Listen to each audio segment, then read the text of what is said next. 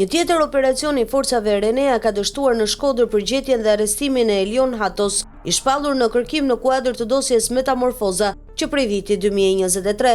Burime bëjnë me dije se kontrollet të shumta janë kryer në zonën e rrethinave në Shkodër në orët e mbrëmjes, por Hatos sërish nuk është gjetur. Mësohet gjithashtu se nga ky aksion janë shoqëruar për të marrë në pyetje 5 apo 6 persona, mesin e të cilëve dhe vëllai Elion Hatos. Edhe më herët Renea ka kryer disa operacione për arrestimin e tij në Shkodër dhe Tiranë, por nuk ka mundur ta gjejë. Nuk dihet nëse operacioni është dekonspiruar apo Hato nuk ka qenë në banesë gjatë kontrolleve. Kush është Elion Hato? Elion Hato është një emër i njohur për drejtsinë shqiptare. Ai njihet ndryshe dhe si miku i Ervis Martinajt, një tjetër person me të shkuar të errët dhe që prej shumë kohësh vijon të mbetet mister fati për jetën e tij. Elion Hato, një emër me rekorde kriminale, ka qenë i përfshirë në vrasjen e bujshme në zonën e ish bllokut. Në vitin 2018, u mbeti i vrarë një person i konsideruar ushtari i Ervis Martinajt. Elion Hato mbeti i plagosur në përplasjen me armë brenda lokal Monopol, ku u vra Fabiol Gaxha. Më 12 maj të vitit 2014, Elion Hato asokoi 24 vjeç.